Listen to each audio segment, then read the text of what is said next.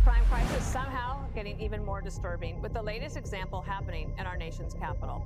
An innocent woman savagely beaten by a group of teens. Babysitters are supposed to protect children, to step into a household as guardians when parents are away. We picture young women or men earning a little money, watching movies with the kids, handing out snacks, reading bedtime stories.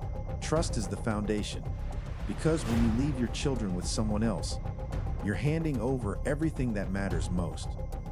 But in the small town of Riverton, that trust was shattered in the most chilling way imaginable.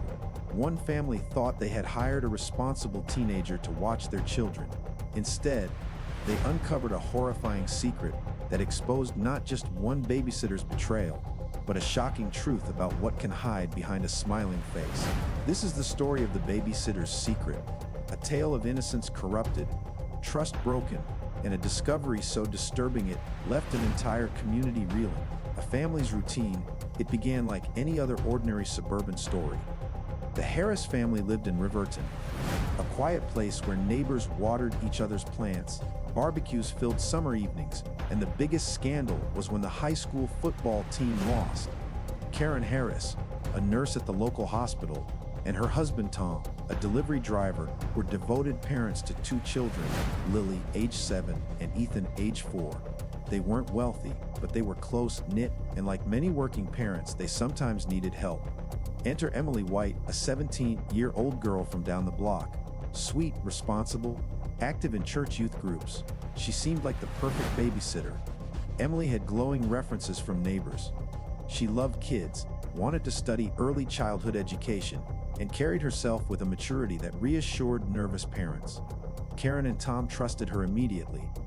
Lily adored Emily, who braided her hair, painted her nails, and told elaborate bedtime stories. Ethan would giggle uncontrollably when Emily made funny faces or played hide and seek. To the Harris family, Emily was more than just help. She became almost like family. No one suspected what she was hiding. A strange unease for months, everything seemed fine. Emily babysat a few evenings each week, sometimes overnight when Karen's hospital shifts stretched long. But then, subtle things began to bother Karen. One night, she came home early from work and found the children already asleep. The living room was spotless, almost too spotless. No toys out of place, no crumbs, no clutter. She shrugged it off. But when she checked Lily's room, she noticed her daughter's favorite stuffed bunny, one Lily never slept without, was tucked neatly on a shelf, not in bed. Another time, Ethan started whining when Karen told him Emily would be babysitting. He said, "I don't like when she tells me to play the quiet game." Karen assumed he meant bedtime rules. It was nothing alarming, just little moments. And yet, a mother's instinct is hard to silence. Karen brushed away the unease, telling herself Emily was wonderful. Everyone in town said so. Until one night, that doubt became unavoidable. The forgotten phone on a Friday in October, Karen came home to find Emily had already left, her bag forgotten on the couch. Inside was Emily's phone. Wanting to be helpful, Karen picked it up to text Emily's parents that it had been left behind. But the screen lit up before she could press a button. A notification blinked across the top. It wasn't from friends, or school, or a parent. It was a video thumbnail showing Lily and Ethan's bedroom. Karen froze. Why would Emily have a live feed of her children's room? Her hands trembled as she tapped the notification. The app opened to a grainy night vision view of her daughter's room. Toys scattered on the rug, the bunk bed in the corner. The camera panned slightly, as though controlled remotely. Karen's breath caught. There was no baby monitor in that room, no cameras in the house, but Emily's phone was streaming from one. The hidden camera. Within an hour, Tom was home. Together they tore apart the children's room. Behind a vent cover near the ceiling, they found a tiny black device with a blinking green light. A camera. Hidden. Connected. Panic rushed through them. Who put it there? How long had it been recording? And most of all, why? Karen felt sick as she remembered Ethan's complaints about the quiet game. She replayed every odd moment: the spotless rooms, the children already asleep, Emily's eagerness to tuck them in early. They called the police immediately. When officers arrived, They confirmed the device was transmitting to a cloud account accessible by Emily's phone. In the digital age, evidence leaves trails, and Emily's trail was damned. But what investigators discovered next went far beyond one hidden camera. The investigation police seized Emily's phone, laptop, and the cloud account linked to the device. What they uncovered was every parent's nightmare. Videos, dozens of them, spanning weeks, maybe months. Footage of Lily and Ethan playing, changing clothes, even sleeping. Recordings of their private world, stolen without them ever knowing. But there was something more chilling. Some videos showed Emily herself entering the room, whispering to the children, urging them to play games for the camera. At times she stood in frame, smiling strangely, as though she knew someone else might be watching. It was exploitation in its purest form, not violence, but a violation of innocence. Detectives pieced together the scope. Emily hadn't just hidden one camera. She had ordered multiple devices online, with instructions for concealing them in vents, stuffed animals, even clocks. She had created private chat groups under fake names, sharing clips with others.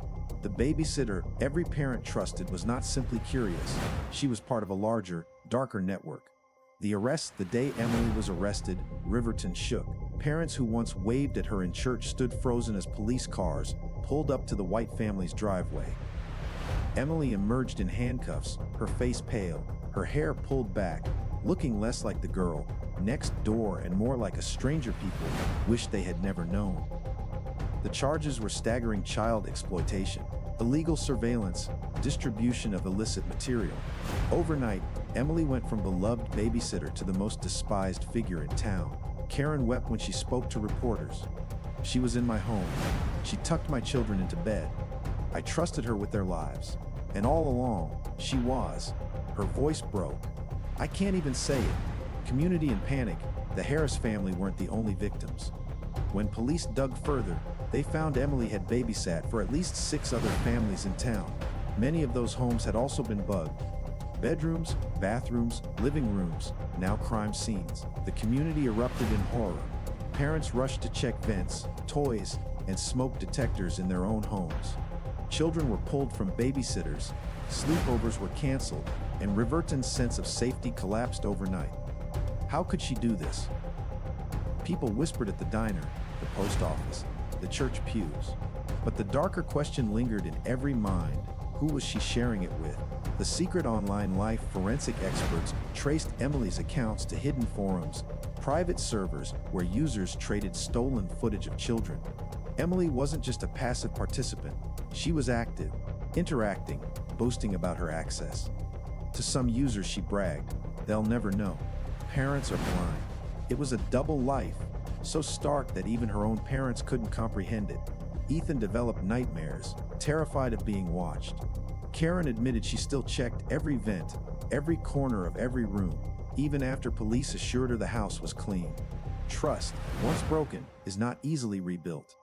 Especially when the betrayal came from inside the home. Riverton changed too. Babysitting, once a casual arrangement between neighbors, now carried suspicion. Parents installed cameras of their own. Background checked every teenager and stopped leaving their children with anyone they didn't know personally. The town had lost more than just a babysitter. It had lost its innocence. The story of Emily White is more than just a crime. It's a warning. Evil doesn't always look like a stranger lurking in the shadows. Sometimes it looks like the smiling teenager down the street, the girl trusted to sing your children to sleep. Trust is necessary, but trust without vigilance can be dangerous. The Babysitter's secret forces us to ask a haunting question. How well do we really know the people we let into our homes?